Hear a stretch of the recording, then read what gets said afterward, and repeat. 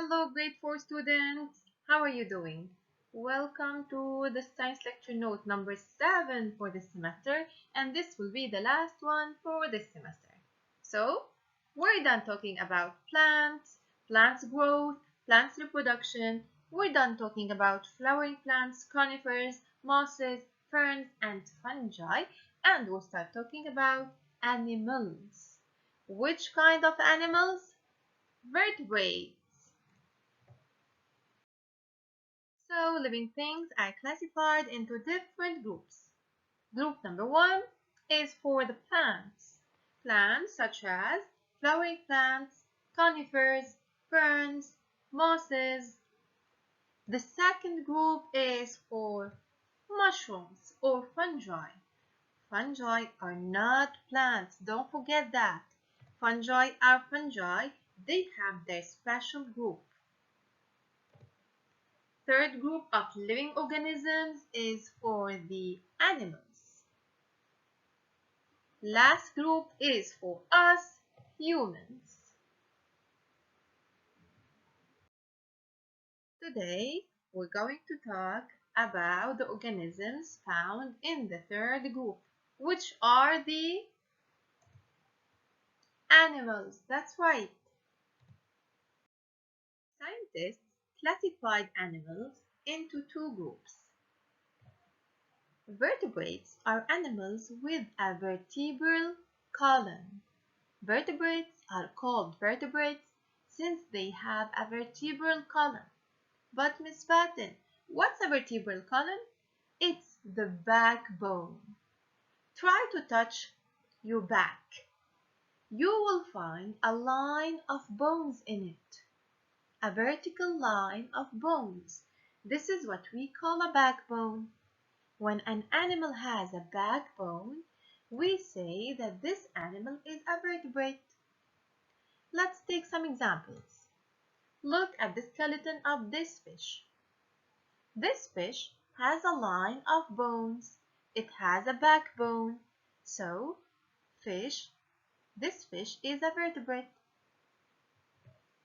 What about this bird?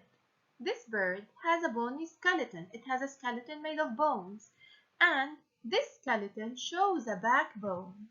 So we can say that this bird is a vertebrate. What about this skeleton? This skeleton shows a backbone too. So this skeleton belongs to a vertebrate.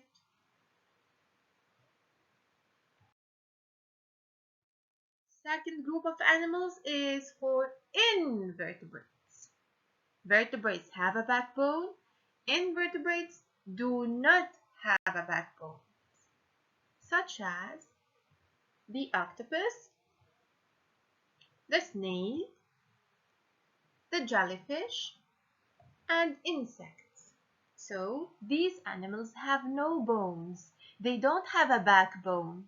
So we classify them as invertebrates. Let's try to do an exercise. Write V for the vertebrate and I for the invertebrate. You will find this question in your book on page 88. So try to solve it with me. The dolphin. What do you think? Do dolphins have bones? Do they have a backbone? Or we can smash them and squeeze them? Can we? No, we can't. Dolphins have a backbone. So these animals are vertebrates. V for vertebrates. Dolphins have a backbone, so they are vertebrates. Camels. Don't camels have bones? Don't they have a backbone? Can we smash a camel?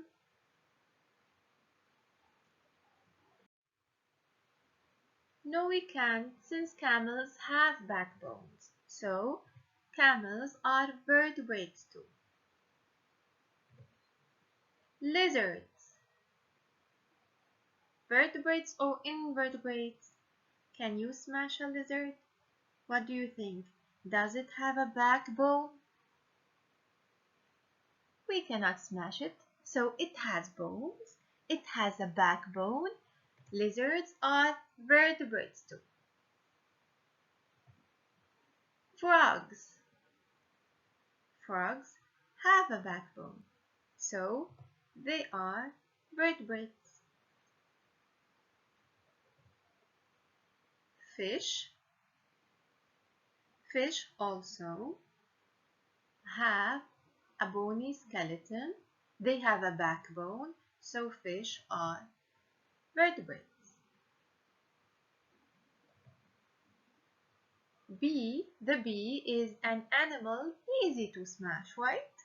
Since it doesn't have bones. It has no backbone. So what do you think? Is the bee a vertebrate or invertebrate? Good job! Invertebrate. The grasshopper. Can you smash it? Yes, we can. Grasshoppers have no backbone. So, are they vertebrates or invertebrates? Grasshoppers are invertebrates. Excellent job! Do all vertebrates look alike? No, they don't. Vertebrates are divided into 5 different groups. Vertebrates are classified into 5 different groups. Group number 1 is for fish. Group number 2, amphibians. 3, reptiles. 4, birds. 5, mammals. So again, vertebrates, which are animals with a backbone, are classified into 5 groups: fish, amphibians, reptiles, birds, and mammals. Again, say them with me. Vertebrates are classified into 5 groups. What are these 5 groups? Fish, amphibians, reptiles, birds, and mammals. Well done! The first group of vertebrates that we're going to talk about is fish. That's right. Fish are animals that live in water. But what covers the body of a fish? Please take a look. Observe the body of this fish. The fish body is covered with scales. These small things are called scales. And these scales can be removed one by one. You can remove them and clean the fish. So we say that fish are covered with disconnected or detached scales. So fish are covered with disconnected scales. Do fish have legs? No, they don't. What do they have instead? How do they move? They use their fins to move. This is a fin. This is another fin, and this one. So, fish use their fins to move.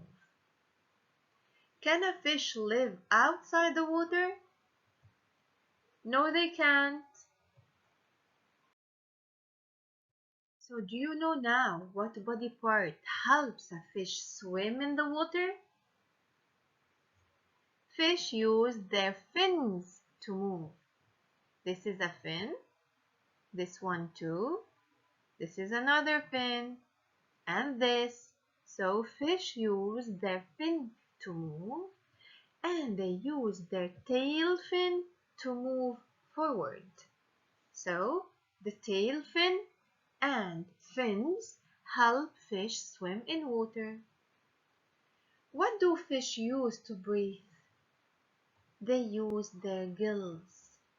So in this place they have gills, and the function or the job of the gills is to take oxygen from the water and help the fish breathe. How do fish breathe?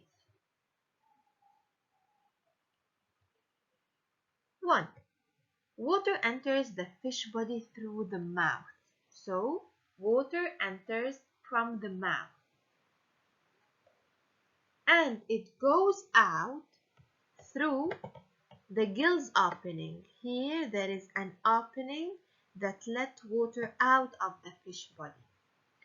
While passing through from the mouth to the gills opening, gills absorb oxygen from the water as it passes by. So again, water goes inside the fish body through the mouth. It goes outside the body of the fish through the gills opening. And these gills found in here, these red things, found under the gills opening, under this piece, they will absorb and take oxygen from the water before water leaves the fish body. 3 steps. Water enters by the mouth, gills take the oxygen from the water, and then water leaves the fish body through the gills opening.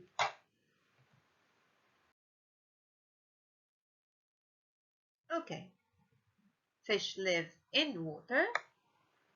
Their bodies are covered with disconnected or detached scales, since this kind of scales can be removed one by one. They use their gills to breathe in the water, and they use their fins to swim. They use their tail fin and their fins to swim in water. We say that fish are cold-blooded. Our body temperature, if you want, you can ask your mommies. Our body temperature is 37 always, and it should be always 37.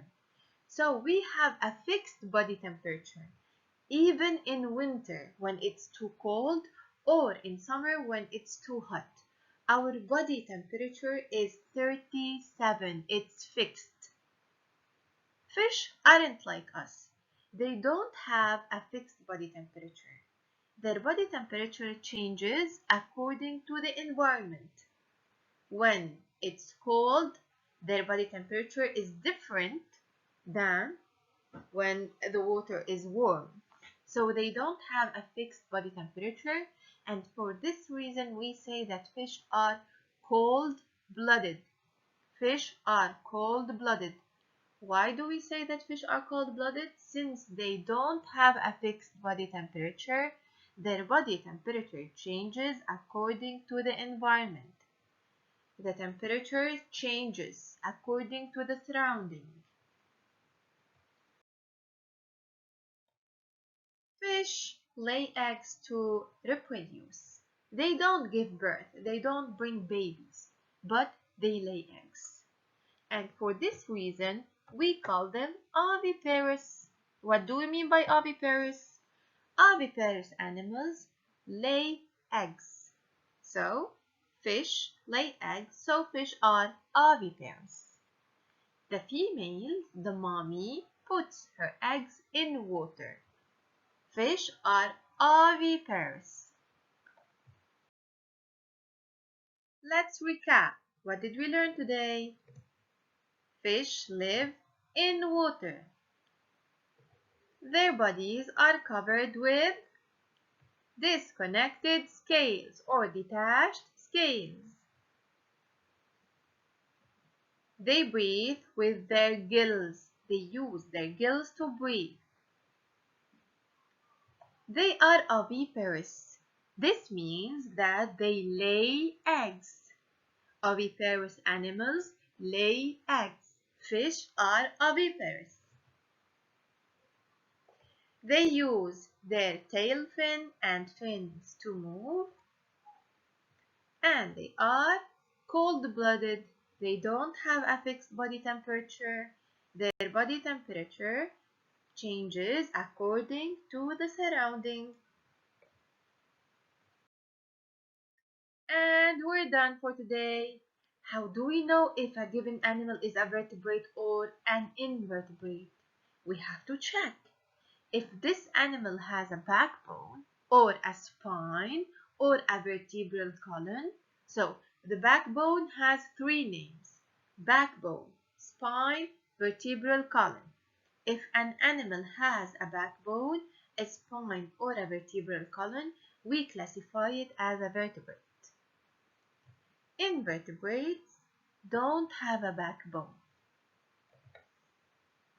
What are the 5 groups of vertebrates? Let's say them together. Fish, amphibians, reptiles, birds, and mammals. This time we started talking about fish. Fish have fins to move. They use also their tail fin to move. They breathe with their gills. How fish absorb oxygen with their gills? Water, 3 steps. Water enters the fish body by the mouth. The gills take oxygen from water. Water leaves the fish body through the gill openings. And that's it. See you. Bye-bye. Today, I am going to talk to you about another group of vertebrate animals, fish. Fish are aquatic animals that can live in fresh water or salt water. They are oviparous, meaning they are born from eggs. They have fins to move around the water, and they have a tail at the end of their bodies, helping them to swim easily. As you can see, their bodies are covered in scales. Because they are aquatic animals, they breathe through their gills. They are cold-blooded animals, which means their body temperature varies depending on the water. And they have a simpler skeleton than other vertebrates.